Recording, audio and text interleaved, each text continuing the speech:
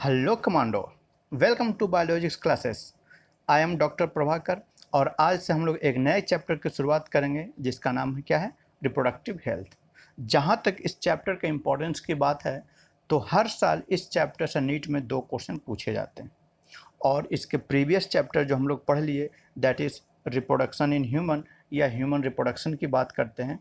तो reproduction, human reproduction और reproductive health, इन दोनों चैप्टर से हर साल नीट में लगभग 4 से 5 क्वेश्चन पूछे जाते हैं।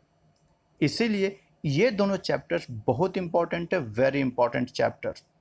सो for this we have to study this chapters very carefully. बहुत सोच समझ कर पढ़ना है, याद करते हुए पढ़ना है कि ताकि एक भी क्वेश्चन ना छूटे। एक एक नंबर नीट में बहुत इंपॉर्टेंट होता है माय कमांडोस। ठीक है, तो चलिए हम लोग शुरुआत करते हैं रिप्रोडक्टिव हेल्थ की। तो रिप्रोडक्टिव हेल्थ हम लोग इस चैप्टर को पढ़ने जा रहे हैं। क्या कंटेन करता है, क्या चीज़ इसमें पढ़ना है? तो क्या है कि इस चैप्टर में इंफॉर्मेशन दिया हुआ है। किस चीज़ के इंफॉर्मेशन दिया हुआ है? तो रिप्रोडक्टिव ऑर्गन्स के बारे में दिया हुआ है, उसके क्या क्या डिजीज़ हो सकते हैं, क्या उसका इफ़ेक्ट्स हो सकता है, उसके बारे में पढ़ना है। इसके अलावा पॉपुलेशन क्या है, पॉपुलेशन कैसे इंक्रीज़ करते हैं, उसका इफ़ेक्ट्स क्या होता है, उसका रेमेडीज़ क्या है, उसको कैसे कंट्रोल किया जा सकता है, कॉन्ट्रासेप्टिव्स क्या है, इन विट्रो फर्टिलाइजेशन क्या है, इन सभी के बारे में चर्चा करेंगे। ठीक है, अगर अपने आसपास के सोसाइटी को देखिए तो देखिए हम लोग के आसपास के सोसाइटी में क्या है, अगर हाथ दर्द होता है, स्टमक पेन होता है, हेडेक होता है, तो हम लोग बिल्कुल ईज़िली बोल देते हैं कि हमें हेडेक हो रहा है, हमें ये चीज़ प्रॉब्लम है, हमें वो चीज़ प्रॉब्लम है। लेकिन जहाँ सेक्स ओरिएंटेड, जहाँ रिप्रोडक्टिव ऑर्गन्स रिलेटेड क्वेश्चन अगर करते हैं तो सामने वाला आपको जज करने लगता है कि देखो कैसे व्यक्ति है, किस तरीके से बातें कर रहा है। मतलब कि हमारे सोसाइटी में लोगों के पास इंफॉर्मेशन सही नहीं है। क्या सोचते हैं, क्या बोलते हैं, उनको प्रॉपर ढंग से रिप्रोडक्टिव हेल्थ के बारे में नहीं पता है। Majority of the peoples around your society, उनका बेसिक नॉलेज कहाँ से आता है? तो अपने फ्रेंड सर्किल से आता है, इंटरनेट के थ्रू आता है। तो कूड़ा कबार आ जाता है, सही ढंग से प्रॉपर इन्फॉर्मेशन इन लोग के पास नहीं होता है। Being you are a science student, तो आपके पास नॉलेज है। तो गवर्नमेंट ने इस तरफ इंडिकेट किया है कि जो गलत धारणाएं सोसाइटी में बना हुआ है, इस चैप्टर से रिलेटेड, इस ऑर्गन सिस्टम से रिलेटेड, रिप्रोडक्टिव हेल्थ से रिलेटेड, उन धारणाओं को दूर करने के लिए गवर्नमेंट इम्प्लीमेंट किया क्या चीज़ कि इस चैप्टर को इंक्लूड किया जाए हमारे चैप्टर में, हमारे सिलेबस में, एनसीईआरटी बुक में। ठीक है, कि ताकि यूथ को, जो अभी आने वाले आप जैसे, हम जैसे यूथ को इसका प्रॉपर नॉलेज हो, कि ताकि हम अपने सोसाइटी में उसको सही ढंग से प्रोजेक्ट कर पाएँ, सही ढंग से लोगों को समझा सकें, कि ताकि जितना भी अवधारणाएँ हैं, जितना भी मिसकॉन्सेप्शन है regarding your health, regarding your reproductive health, उन सभी को दूर किया जा सके। ठीक है, क्योंकि ये बहुत ही इंफॉर्मेटिव टॉपिक्स है रिप्रोडक्टिव हेल्थ। ये हमारे लिए, आपके लिए, यूथ के लिए, सोसाइटी के लिए बहुत ही यूज़फुल है। ठीक है, तो चलिए इन इश्यूज़ के बारे में, इन रिप्रोडक्टिव हेल्थ के बारे में जानने की कोशिश करते हैं और इसमें हम लोग देखेंगे कि सोसाइटी में, समाज में कैसे इसका इफ़ेक्ट्स पड़ता है। ये अभी भी हमारे समाज में ये डिस्कस करने वाला टॉपिक नहीं रह गया है। जब भी डिस्कस करते हैं तो अपने डिफरेंट सारे ऑर्गन्स, हाथ, पैर, पाँव, ये सब के बारे में डिस्कस कर लेते हैं कि ये ख़राब हो गया, वो ख़राब हो गया। लेकिन reproductive issues, reproductive health issues से हम लोग कतराते हैं। हमारा समाज, क्योंकि वही जज करते हैं। हम लोग अपने आप को देखते हैं कि सामने वाला कैसे जज करेगा, क्या बोलेगा, क्या समझेगा। इन सभी के कारण क्या होता है कि अगर डिजीज़ होता है, एसटीडी, सेक्सुअली ट्रांसमिटेड डिजीज़ हुआ, तो क्या हुआ, वो धीरे धीरे धीरे धीरे बढ़ते चला जाता है और बढ़ते बढ़ते ये आलम हो जाता है कि जब आप डॉक्टर से, आप किसी से कांटेक्ट नहीं करेंगे, किसी को बतलाएंगे नहीं, तो वो धीरे धीरे खतरनाक हो जाता है और वो भयंकर डिजीज़ का रूप ले लेता है। और यही कारण है कि फीमेल के केस में अगर हम बात करें, देखिए ये स्लाइड कितना बहुत कुछ कह रहा है, इस स्लाइड बहुत कुछ कह रहा है। क्या बोल रहा है कि लगभग इंडिया, ये इंडियन डेटा है, इंडिया का डेटा है कि लगभग 50% वुमेन अनीमिया से ग्रसित हैं, चाहे वो किसी भी एज के हों, चाहे वो 10 साल के हों, 20 साल के हों, 15 साल के हों या 25 साल के हों, लेकिन 50% क्या है, जो फीमेल है वो अनीमिया से ग्रसित है, अनीमिया की कमी है। वो अपने आप को मान के चलते हैं कि जब इनका कम रहता है, 8-9 के अप्रॉक्स रहता है, तो वो मान के चलते हैं चलो बढ़िया है, वो डॉक्टर्स नहीं मिलते हैं। और इसका कारण ये होता है कि जब अनीमिया की कमी हुई तो इनमें प्रोडक्टिविटी की कमी हो जाती है, प्रोडक्टिविटी की कमी हो जाती है, ठीक। लेकिन वहीं अगर जो दूसरा डेटा क्या बोल रहा है, 90% वुमेन जो है वो किसी न किसी तरीके से गायनकोलॉजिकल प्रॉब्लम से ग्रसित है। उनमें मेंस्ट्रुअल पीरियड्स सही से नहीं हो रहा है, उनमें रिप्रोडक्टिव ट्रैक्ट इन्फेक्शन हो रहा है, उनको प्रिवेंटिव मेजर्स क्या है नहीं पता है, कॉन्ट्रासेप्टिव्स क्या है नहीं पता है, जिसके कारण डिजीज़ हो रहे हैं, मल्टीपल डिजीज़ हो रहे हैं। तो इन सभी से एक कंक्लूड किया गया है कि लगभग 90% वुमेन जो हैं वो किसी न किसी गायनकोलॉजिकल प्रॉब्लम से डिजीज्ड हैं, अफेक्टेड हैं, सफ़र कर रहे हैं। और 50% तो अभी तक, ये जो 50% हैं वुमेन अभी तक डायग्नोज ही नहीं कर पाते हैं, वो समझ ही नहीं पाते हैं, वो जान ही नहीं पाते हैं, और वो डॉक्टर पास नहीं जाते हैं। तो क्या पता जब डॉक्टर पास नहीं जाते हैं तो हो सकता है उनकी डेथ हो सकती हो। वो घरेलू नुस्खा इस्तेमाल करते हैं कि ताकि ठीक हो जाए, कभी कभार ठीक भी हो जाते हैं, कभी कभार और सीरियस कंडीशन हो जाता है, ठीक है। तो ये बहुत सोचने वाला विषय है कि अब जब ये सही जानकारी नहीं रहेगी, सही खुल के नहीं बात कर पाएंगे, तब प्रॉब्लम तो क्रिएट होएगा ही, ठीक है। तो जो नेक्स्ट स्लाइड क्या बोला गया है कि वुमेन रिप्रोडक्टिव हेल्थ एजुकेशन में, कि वुमेन्स को किस तरीके से एजुकेट करना चाहिए, उनको पता होना चाहिए कि मेंस्ट्रुअल साइकिल क्या होता है, डिजीज़ किस तरीके से हो सकते हैं, HIV क्या होता है, सेक्सुअली ट्रांसमिटेड डिजीज़ क्या होता है, प्रेगनेंसी प्रिवेंशन के तौर पर हम लोग क्या स्टेप उठा सकते हैं, अपने हेल्थ के बारे में पता होना चाहिए, बेसिक एनाटॉमी जो रिप्रोडक्टिव ऑर्गन्स है उसका एनाटॉमी पता होना चाहिए, कुछ मिसकॉन्सेप्शन, कुछ धारणा है वो जानकारी होनी चाहिए, उससे बचना चाहिए। और पॉपुलेशन को डिक्रीज़ करने के लिए या फैमिली प्लानिंग के लिए कॉन्ट्रासेप्टिव्स का यूज़ करना चाहिए, उन सभी के बारे में उनको जानकारी अच्छे से होनी चाहिए। क्योंकि ये जो फीमेल हैं यही तो कंटिन्यूटी ऑफ लाइफ को निर्धारित करती हैं, यही तो नेक्स्ट पीढ़ी को कंटिन्यूटी ऑफ लाइफ को मेंटेन कर रही हैं। इसीलिए इन सभी को, लेडीज़ को, वुमेन्स को ज़रूर हेल्थ एजुकेशन देना चाहिए। ऐसे तो ये सबको देना चाहिए, सभी के लिए इन्फॉर्मेटिव है, लेकिन ख़ास करके ये जो लेडीज़ हैं, फीमेल्स हैं, वुमेन्स हैं, इनको ज़रूर अपने बारे में पता होना चाहिए, ठीक है माय फ्रेंड्स। चलिए, तो एक जो नेक्स्ट टॉपिक, अब ये स्लाइड्स क्या बता रहा है, ये स्लाइड्स ये बता रहा है कि हम लोग फैमिली प्लानिंग करते हैं। अब क्या होती है, अब हमारे समाज में ये धारणा अभी भी बना हुआ है, गांव देहात में जाइएगा, रूरल एरिया में जाइएगा तो आपको हमेशा देखने को मिलेगा क्या चीज़, कि अगर किसी को अभी अभी मैरिज हुई है, लेट सपोज अभी अभी मैरिज हुई है, 1 साल तक घर वाले वेट करेंगे, फिर घर में जो लेडीज हैं बोलेंगे क्या बहू हमें पोता नहीं दिखाओगी, 1 साल हो गया, 2 साल हो गया, 2 साल से 3 साल जब होंगे तब क्या बोलेंगे, अरे डॉक्टर को दिखवा लो, कहीं कुछ कॉम्प्लिकेशन होगा तो पता चल जाएगा। और भी अगर बढ़ गया, 4 साल हो गया, 5 साल हो गया, तब क्या कहेंगे बेटे को, चलो तुम्हारे लिए हम लड़की दूसरा ढूंढ लेते हैं। वो ये नहीं समझना चाहते कि फैमिली प्लानिंग कर रही होगी, नहीं कर रही होगी, क्या प्रॉब्लम है, खुल के नहीं बात करते हैं। और अगर फीमेल वो बोल दी, जवाब दे दी कि माँ जी हमें अभी 3 साल तक बच्चा नहीं चाहिए, और जब बच्चा हो तो दूसरे बच्चे में 3 साल का गैप ले लें। अगर ये बात बोल दी तो बहू क्या, सास क्या बोलेंगी, माता जी क्या बोलेंगी कि देखो कैसे बेशर्म है, बोल दी डायरेक्टली, सास ससुर के सामने बोल दी। ये बहुत सारी प्रॉब्लम्स होती है। तो अब इस पॉपुलेशन को, इस फैमिली प्लानिंग करने की ज़रूरत है। जब अचानक से हमारा पॉपुलेशन, इंडिया का पॉपुलेशन जब बहुत ज़्यादा राइज अप होना शुरू हुआ, तब गवर्नमेंट ने 1951 में 1951 में एक प्रोग्राम डेवलप किया जिसको बोला गया फैमिली प्लानिंग। और ये जानकर आपको खुशी होगी कि पूरे वर्ल्ड में इंडिया फर्स्ट कंट्री है जो हेल्थ के पॉइंट ऑफ व्यू से, फैमिली के पॉइंट ऑफ व्यू से पॉपुलेशन के लिए कुछ सोचा, और वो प्लानिंग का नाम दिया गया फैमिली प्लानिंग।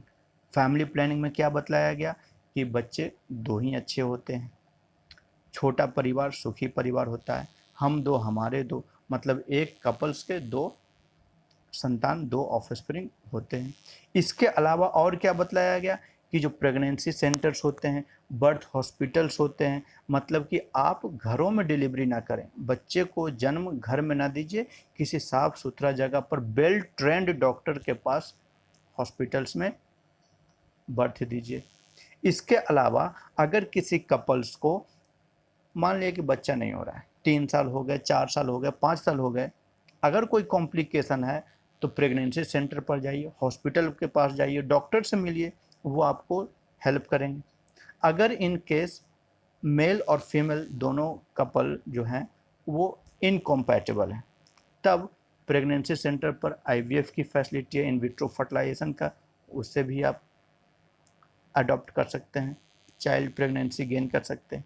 तो बहुत सारे चीज़ें हैं जो आपको हेल्प करने के लिए रेडी है, बट उसके लिए क्या है, आपको जाना पड़ेगा, आपको खुलकर डॉक्टर से, फैमिली से बात करनी होगी।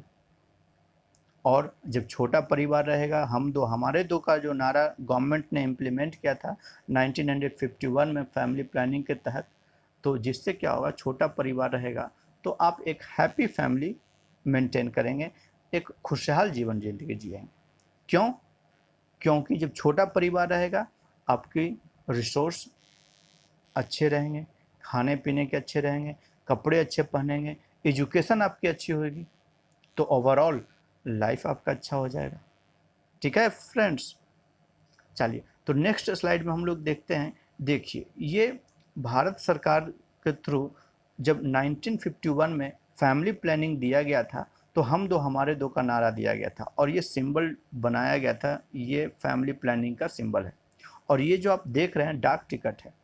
अभी तो फेसबुक, व्हाट्सएप और ट्विटर का ज़माना है, लेकिन उस ज़माने में 1950 के टाइम में लेटर्स लिखे जाते थे, और लेटर्स के ऊपर ये डाक टिकट छप के आता था, जिससे क्या होता था कि जब लोग पढ़ेंगे, लेटर को देखेंगे, तो इन सिंबल से पता चलेगा, क्या देखिए लिखा हुआ, छोटा परिवार सुखी परिवार, मतलब कि अगर small family is a happy family.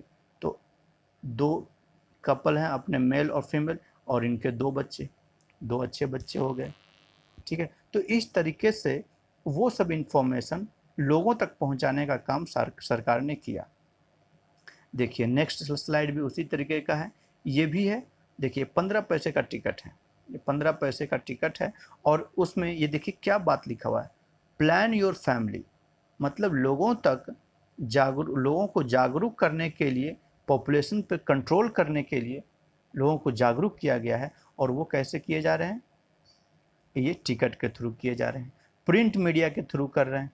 उस समय रेडियो हुआ करता था, रेडियो के थ्रू करते थे, पेपर के थ्रू करते थे, और तो और कभी कभार गांव-गांव में जाकर नुक्कड़ नाटक का आयोजन करते थे, उससे लोगों को समझाने की कोशिश करते थे कि छोटा परिवार सुखी परिवार, फैमिली प्लानिंग क्या होती है उसके बारे में डिस्कशन करते थे, बतलाते थे, समझाते थे।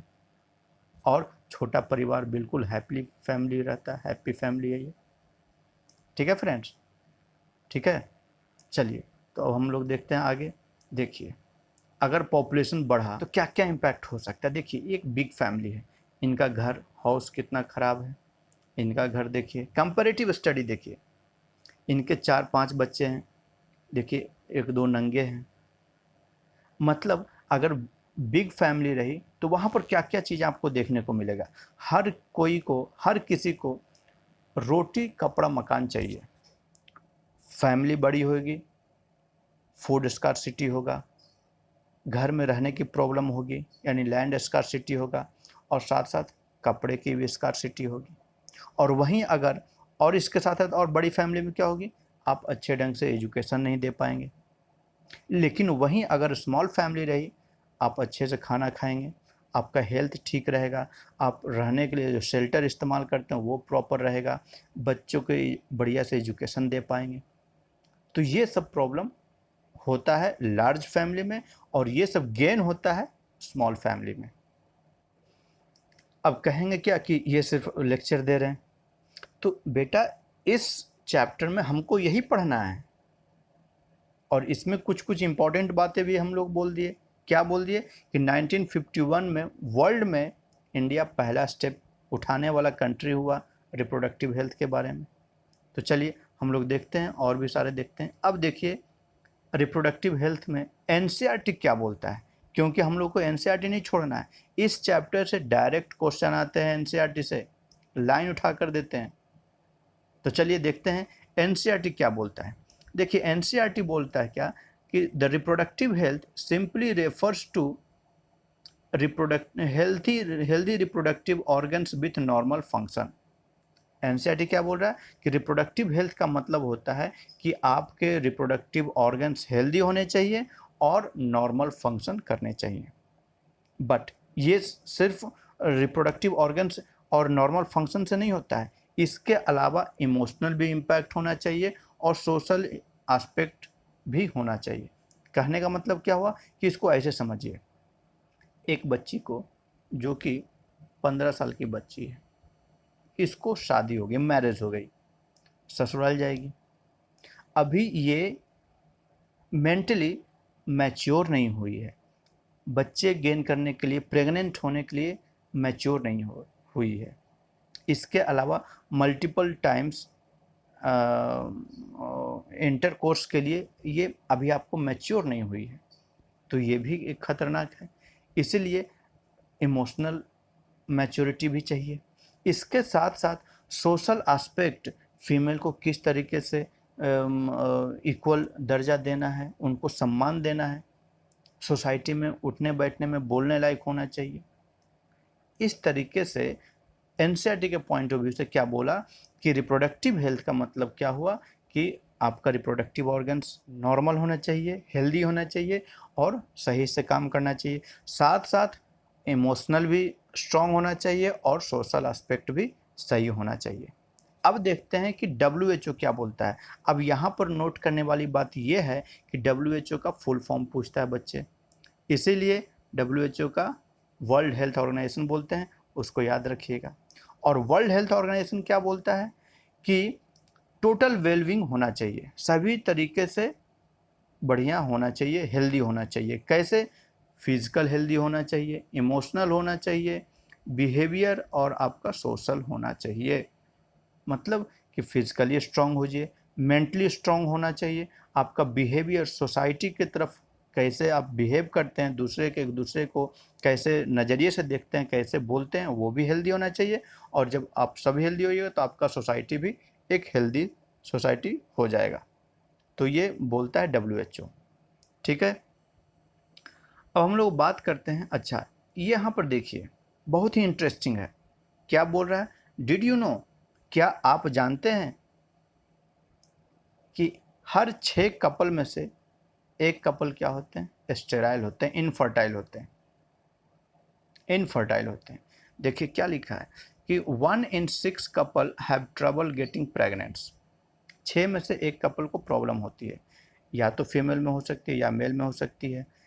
हो सकता है स्पर्म काउंट सही नहीं हो सकता है स्पर्म की मोटिलिटी सही नहीं हो सकता है ओवम की क्वालिटी ठीक नहीं हो, किसी न किसी तरीके से 6 में से एक कपल को प्रेग्नेंट होने में ट्रबल होती है। इसके लिए क्या है, इसके लिए आप फर्टिलिटी सेंटर के पास जाइए, अपने आप को चेक करवाइए। फिर यहाँ बात ये हो गई कि अब अगर कुछ प्रॉब्लम होता है तो फीमेल को हम लोग जवाब दे देते हैं, फीमेल को ब्लेम कर देते हैं, और जबकि मेल भी 35% कंट्रीब्यूट करते हैं स्टेरिलिटी में, इनफर्टिलिटी में। ठीक है, तो फिर भी लेकिन हम लोग ब्लेम किसको करते हैं, फीमेल को ब्लेम कर देते हैं कि वही कारण है। ठीक है। तो इससे ये पता चलता है कि सोसाइटी की मानसिकता क्या है, जबकि 35% भी मेल भी कंट्रीब्यूट करता है। ठीक है, चलिए ये एक स्लाइड है, बहुत ही इंटरेस्टिंग स्लाइड है। ये हिंदुस्तान टाइम्स का पेपर में आया था। क्या है कि 59% इंडियन मैन को पता ही नहीं है कि इम्पोर्टेंस क्या होता है और इनफर्टिलिटी क्या होता है। क्या दोनों सेम है, क्या डिफरेंसेस है, इन दोनों के बारे में, टर्म्स के बारे में पता ही नहीं है। ठीक है, तो इम्पोर्टेंस क्या है और इनफर्टिलिटी क्या है। इम्पोर्टेंस उसको बोलते हैं कि जो men unable to inseminate their sperm into the female tract, उसको इम्पोर्टेंस बोलते हैं। और इनफर्टिलिटी क्या बोलते हैं कि that are not able to produce sperm, viable sperm, or their sperm is not going to fertilized with the ovum, that is called the infertility। ठीक है, तो ये देखिए, सोचिए कि कहाँ हमारा सोसाइटी है। 59% इंडियन मेन जो हैं वो, उनको इम्पोर्टेंस और इनफर्टिलिटी के बारे में डिफरेंसेस तक नहीं पता है। और इन्हीं सब कारणों से ये सरकार इस चैप्टर को इंक्लूड किया गया है, एनसीईआरटी में डाला गया है कि ताकि अभी ये यूथ अगर जो संभल गए, इनको पता चल गया, तो अभी आने वाले या अपने आसपास के सोसाइटी को जहाँ पर अगर मिसकॉन्सेप्शन हो रहा हो, मिसकॉन्सेप्ट गलत धारणाओं से घिरे हुए हैं, वहाँ पर सही जानकारी दे सकें। तो इस तरीके से नेक्स्ट जनरेशन बाय जनरेशन धीरे धीरे सोसाइटी इक्वलाइज हो जाएगा, नॉर्मलाइज हो जाएगा और हेल्दी सोसाइटी हो जाएगा। ठीक है, चलिए, तो अब हम लोग बात कर रहे थे कि इनफर्टिलिटी के ऊपर।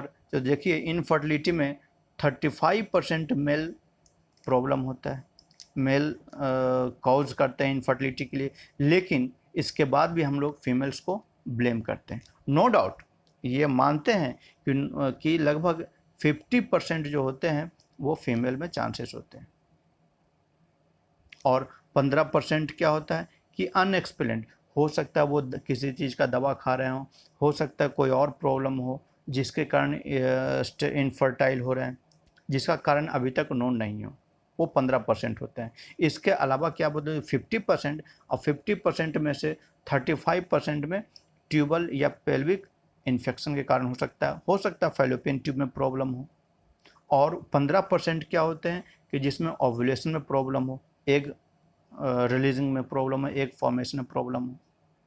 लेकिन इतना 50% कंट्रीब्यूट फीमेल कर रही है इनफर्टिलिटी में, लेकिन वहीं पर 35% मेल भी कंट्रीब्यूट करते हैं। इसीलिए सिर्फ और सिर्फ फीमेल को ब्लेम नहीं करना चाहिए, किसके लिए, इनफर्टिलिटी के लिए। ठीक है, अब ये यहाँ पर ये सोचने वाली बात है कि 50% मेल में क्यों कंट्रीब्यूट कर रहे हैं, क्योंकि फीमेल में क्यों ये प्रॉब्लम क्रिएट कर रहे हैं 50%। तो सोचने वाली बात ये है कि फीमेल का रिप्रोडक्टिव ऑर्गन्स, रिप्रोडक्टिव सिस्टम जो है more complicated than the male ones. ठीक है, क्योंकि वहाँ पर देखिए साइक्लिकल चेंजेस होता है, मेंस्ट्रुअल साइकिल होता है, एग का प्रोडक्शन होता है, फर्टिलाइजेशन होता है, और इम्प्लांटेशन भी होता है। यूट्रस में फीटस का डेवलपमेंट हो 9 महीने का, वो वहाँ पर होता है। उसके बाद फिर बेबी डिलीवरी होती है, पार्चुरेशन बोलते हैं। तो ये सारा प्रोसेस चूँकि फीमेल बॉडी के अंदर में हो रहा है, तो जाहिर सी बात है वहाँ पर कॉम्प्लिकेशन मेल की अपेक्षा में ज़्यादा रहेगा। लेकिन वही बात कि 35% फिर भी मेल कंट्रीब्यूट कर रहे हैं इनफर्टिलिटी में। ठीक है, चलिए, तो फिर से हम लोग एनसीईआरटी के लाइन पर आते हैं। एनसीईआरटी क्या बोलता है, देखिए यहाँ बहुत ही इम्पोर्टेंट बात बोला है कि इंडिया, जैसा हम लोग अभी डिस्कस किए थे कि India was among the first country in the world to initiate action plans and programmes at national levels to attain total reproductive health as a social goal. और इस प्रोग्राम में क्या उन्होंने बनाया, फैमिली प्लानिंग प्रोग्राम बनाया, that is initiated in 1951। इसके बाद 1961 से 1966 तक उसमें इन सारे प्लानिंग्स के, इन सारे प्रोग्राम्स को जन जन तक पहुंचाने के लिए, लोगों को एजुकेट करने में लगाया। और साथ साथ यहाँ पर भी क्वेश्चन पूछा गया है कि first time IUD intra uterine devices का इंट्रोडक्शन कब हुआ, तो 1961 में हुआ है। वहीं पर 1968 में फिर क्या हुआ कि अब उस समय फैमिली प्लानिंग से और आगे बढ़ा, पॉपुलेशन को ग्रोथ को कंट्रोल करने के लिए कॉन्डोम का इस्तेमाल किया गया। फर्स्ट टाइम इंट्रोड्यूस हुआ मार्केट में, कॉन्डोम्स वगैरह इस्तेमाल हुआ। इसके अलावा लिप्स लूप वगैरह बने, मार्केट में आए कि ताकि पॉपुलेशन को चेक किया जाए, और साथ साथ इसके साथ साथ एसटीडी सेक्सुअली ट्रांसमिटेड डिजीज जो होते हैं इन पर भी रोक लगाया जा सके। ठीक है, तो इस तरीके से हर गवर्नमेंट अभी 1951 के बाद जितने भी गवर्नमेंट आए, जिनकी भी सरकार आई, वो हर गवर्नमेंट प्रयास किया है इन सभी को प्रोपोगेट करने में, जन जन तक, लोगों तक एजुकेट करने में। ठीक है, लेकिन अगर हम ही नहीं अगर समझ पाएंगे as a society, as a citizenship, तो फिर कैसे फ़ायदा होगा सोसाइटी को। ठीक है, चलिए अब ये जो फैमिली प्लानिंग हुआ, इस फैमिली प्लानिंग को बाद में सरकार ने क्या सोचा, सरकार ने सोचा कि फैमिली प्लानिंग में तो सिर्फ हम लोग एक कपल्स की और 2 बच्चों की बात कर रहे हैं, बच्चे डेवलप हो रहे हैं, मदर प्रेग्नेंट हो रही है, फीमेल प्रेग्नेंट हो रही है, तो उस फीमेल को भी हेल्प की आवश्यकता है, उसकी भी देखभाल की ज़रूरत है। और जब बच्चे डेवलप हो रहे हैं, जब आफ्टर चाइल्ड बर्थ वो जो बच्चे जन्म लिए, उनको भी डेवलपमेंट, उनकी भी ग्रोथ को भी देखभाल करना है। तो उस फैमिली प्लानिंग को और एक्सटेंड किया गया है और एक नया प्रोग्राम बना जिसको बोलते हैं हम लोग reproductive and child health care, ये RCH। बहुत ही इंपॉर्टेंट है, बहुत ही इंपॉर्टेंट है, इसको आप डबल स्टार मार्क कर लीजिए, बहुत ही इंपॉर्टेंट है। ठीक है, तो इस प्रोग्राम के through reproductive and child health care, ये याद रखिएगा, रिप्रोडक्टिव RCH का फुल फॉर्म क्या है, reproductive and child health care programme. और इस प्रोग्राम का मेन मोटिव्स क्या था, मेन एम्स का क्या था, तो creating awareness among people about various reproduction related aspect, और साथ साथ फैसिलिटी प्रोवाइड करना, बच्चे डिलीवरी के टाइम में हॉस्पिटल्स प्रोवाइड करवाना, प्रेग्नेंट लेडीज़ हैं उनको, वुमेन्स हैं उनको मेडिसिन प्रोवाइड करवाना, उनको कोई तकलीफ़ ना हो, हर चीज़ को प्रोवाइड करवाया जाता था। और इसके साथ साथ आशा दीदी भी आती हैं, वो बतलाती हैं कि कैसे प्रिकॉशन लेना चाहिए ड्यूरिंग प्रेगनेंसी, आप किन किन बातों को ध्यान रखना चाहिए, आयरन सही टाइम पर खाना चाहिए, कुछ और फॉलिक एसिड्स मेडिसिन सही टाइम पर खाना चाहिए, आप हैवी वेट नहीं इस्तेमाल करिए। और जब बच्चा जन्म ले ले तो बच्चे को 6 महीने तक मदर्स फीड होना चाहिए, मदर्स मिल्क का फीडिंग होना चाहिए, कैसे उसको वेट चेक करना है, कैसे देखभाल करना है, उसकी प्रॉपर डेवलपमेंट हो रही है कि नहीं हो रही है, इन सारी बातों को RCH प्रोग्राम के थ्रू इंट्रोड्यूस किया गया। ठीक है, चलिए तो ये देखिए, ये RCH प्रोग्राम के थ्रू देखिए यहाँ पर कितना अच्छा बात लिखा है, बच्चों को माँ का दूध पिलाइए, माँ का दूध पिलाइए, मतलब कि यहाँ पर बतलाया गया है, लोगों में जागरूकता लाने की कोशिश की गई है, रूरल एरियाज़ में, अर्बन एरियाज़ में, वहाँ पर लोगों को बतलाया गया, सिखाया गया कि क्या इम्पोर्टेंस है, इन चीज़ों का क्या इम्पोर्टेंस है, सभी को बतलाया गया। और यहाँ पर देखिए एक बात लिखा हुआ है कि बच्चों को माँ का दूध पिलाइए, मतलब कि mother's milk is best food for the baby for at least 6 month. क्यों?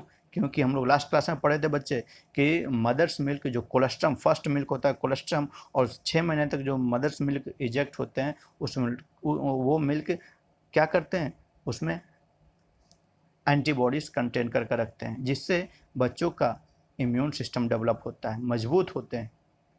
ठीक है, तो इस तरीके से प्रोग्राम, ढेर सारे प्रोग्राम ऑर्गेनाइज करवाए जाते रहे सरकार के थ्रू, कि ताकि लोगों तक जो भी स्टेप उठा रही है गवर्नमेंट, वो पहुंच सके। एक और वर्ल्ड हेल्थ ऑर्गेनाइजेशन के थ्रू ये डेवलप किया गया, ये बनाया गया, चाइल्ड हेल्थ प्रोग्राम के थ्रू लोगों को समझाने के लिए किस तरीके से स्मॉल फैमिली प्लानिंग कर सकते हैं, उसका बेनिफिट्स क्या होता है, लोगों में कैसे जागरूक करना है, उन सभी को बतलाया गया।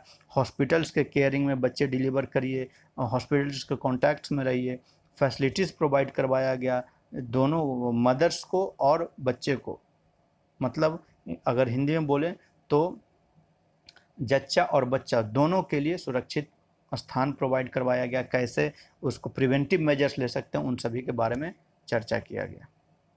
ठीक है, तो चलिए फिर अच्छा, तो फिर अब ये जो गवर्नमेंट है किस तरीके से लोगों तक पहुंचाया, तो लोगों तक पहुंचाने का जो मेन था माध्यम था वो था ऑडियो विजुअल, रेडियो के थ्रू, टेलीविज़न के थ्रू, पेपर के थ्रू, प्रिंट मीडिया हो गया। तो इस तरीके से गवर्नमेंट और नॉन गवर्नमेंट एजेंसीज जो थी वो लोगों में, रूरल एरिया हो या अर्बन हो एरिया हो, सभी में अवेयरनेस क्रिएट करवाया गया, अवेयरनेस जगाया गया। किसके रिस्पेक्ट में, रिप्रोडक्शन रिलेटेड एस्पेक्ट्स में लोगों तक, जन जन तक अवेयरनेस फैलाया गया। किस तरीके से अच्छे फैमिली प्लानिंग कर सकते हैं, किस तरीके से आप बच्चे की देखभाल कर सकते हैं, प्रेग्नेंट लेडीज़ को किस तरीके से आप देखभाल कर सकते हैं, इक्वलिटी होना चाहिए, सेक्स इक्वलिटी की बात किया गया, इक्वलिटी की बात किया गया कि ताकि मेल और फीमेल में कोई डिफरेंसेस नहीं रहे, इन सभी के बारे में। फिर फीमेल को रिस्पेक्ट देने की बातें कही गई। तो इन सभी के लोगों तक बात पहुंचाने के गवर्नमेंट भरपूर कोशिश किया है। ठीक है, चलिए तो अब हम लोग बात करते हैं पॉपुलेशन स्टेबलाइजेशन। देखिए अब 1900 में क्या है, 1900 में वर्ल्ड का पॉपुलेशन ओनली 2 बिलियन था। कितना था, सिर्फ 2 बिलियन। लेकिन वही 100 साल में 2000 में ये बढ़कर 6 बिलियन हो गया, मतलब कि ये 3 गुना एक्सीड कर गया। ये क्या हुआ, 3 टाइम्स बढ़ गया।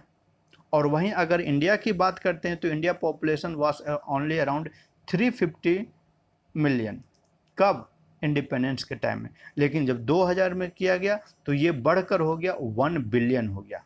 इसका मतलब ये हुआ कि लगभग इस पूरे वर्ल्ड में हर छठे इंसान में से एक इंसान जो है वो है भारतीय है, इंडियन है। ठीक है, और 2001 सेंसेक्स के अनुसार, सेंसेक्स रिपोर्ट के अनुसार हमारा जो ग्रोथ रेट है, इंडिया ग्रोथ रेट है, वो लगभग 1.7% है।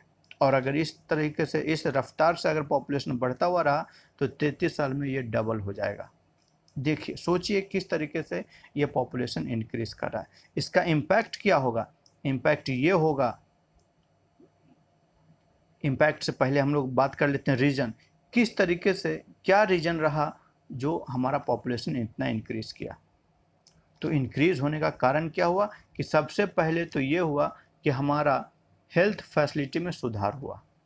क्या हुआ, हेल्थ फैसिलिटी में सुधार हुआ, मेडिसिन की डिस्कवरी हुआ, हेल्थ सेक्टर्स, बढ़िया बड़े हॉस्पिटल्स डेवलप किए गए, जिसके कारण हेल्थ फैसिलिटीज़, हेल्थ लोगों का अच्छा हुआ, जिसके कारण क्या हुआ, डिक्लाइन इन डेथ रेट, फिर बेटर लिविंग कंडीशन हुआ। तो इन सभी के कारण हेल्थ फैसिलिटी इंक्रीज हो गया, बेटर लिविंग कंडीशन इंक्रीज हो गया, जिसके कारण डिक्लाइन डेथ रेट हो गया, डेथ में कमी हो गई। और साथ साथ इसके साथ मैटरनल मोर्टेलिटी रेट्स में भी कमी हुई, इन्फेंट मोर्टेलिटी रेट्स में कमी हुई। अब बात यहाँ पर आई maternal mortality rates and infant mortality rates, ये समझने वाली बात है। मैटरनल मोर्टेलिटी रेट का मतलब क्या होता है कि जब प्रेग्नेंट लेडीज़ होती हैं, फीमेल प्रेग्नेंट होती हैं, जेस्टेशन पीरियड होता है, जब डिलीवरी के टाइम में हो सकता है कभी कभार किसी कॉम्प्लिकेशन की वजह से मदर की डेथ हो जाती है। या वहीं पर अगर हम लोग बात करते हैं कि जब कभी कभार पार्चुरेशन के टाइम में, डिलीवरी के टाइम में क्या होता है कि जो फीटस होता है किसी तरीके से, किसी और कारणवश डेथ हो जाती है, जिसको हम लोग बोलते हैं इन्फेंट मोर्टेलिटी रेट। तो इन सभी में कमी आ गई। कैसे कमी आ गई, तो बढ़िया हेल्थ सेक्टर्स बन गए, बढ़िया बड़ी हॉस्पिटल्स बन गए, डॉक्टर्स क्वालिफाइड होना शुरू हो गए, खाने पीने की चीज़ें भी इंक्रीज़ हुआ था। याद करिए 1960 में ग्रीन रेवोल्यूशन हुआ था, और ग्रीन रेवोल्यूशन के कारण क्या हुआ, फूड की प्रोडक्टिविटी बढ़ी, फूड की प्रोडक्टिविटी, क्रॉप की प्रोडक्टिविटी बढ़ी, तो सभी लोगों को खाना भरपूर मिलना शुरू हो गया। खाना भरपूर मिलना शुरू हो गया तो लोग हेल्दी रहना शुरू कर दिए। और साथ साथ अल्टरनेट में क्या हुआ, हेल्थ सेक्टर भी बढ़िया हो गया, मेडिसिन का भी क्षेत्र में उसमें भी विकास हुआ, तो जिसके कारण ओवरऑल हेल्थ फैसिलिटी बढ़ गया और लिविंग कंडीशन सबका बढ़िया हो गया, जिसके कारण क्या हो गया, डेथ रेट में डिक्लाइन हो गया। ठीक है, और इसका इम्पैक्ट, और साथ साथ क्या हुआ कि हम लोग जानते हैं कि इंडिया क्या है, यंग इंडिया बोलते हैं। क्या बोलते हैं? Young India. यंग इंडिया का मतलब क्या हुआ कि यहाँ पर हमारे इंडिया में रिप्रोडक्टिव एज के ज़्यादा पॉपुलेशन है। ठीक है, रिप्रोडक्टिव एज के मतलब कि लगभग 18-19 से लेकर 25-26 साल के जो मेंबर्स हैं उन सभी का पॉपुलेशन ज़्यादा है हमारे इंडिया में, जिसके कारण भी पॉपुलेशन ज़्यादा बढ़ रहा है। अच्छा, इस पॉपुलेशन, बढ़ते हुए पॉपुलेशन का इम्पैक्ट क्या होता है? तो इम्पैक्ट यही होता है कि आपको 3 चीज़ें, रोटी, कपड़ा, मकान की कमी होगी, उसकी स्कार्सिटी होगी, उस पर प्रेशर पड़ेंगे, क्योंकि जैसे ही पॉपुलेशन इंक्रीज़ होगा रहने के लिए घर चाहिए, और घर चाहिए तो जो पहले छोटा सा घर है उसको एक्सटेंड करना पड़ेगा, लैंड एक्वायर होगा, लैंड एक्वायर होगा तो जंगल वगैरह कट करना पड़ेगा। ठीक, उसके अलावा फूड की स्कार्सिटी होगी, भरपेट खाना चाहिए और कपड़ा भी चाहिए।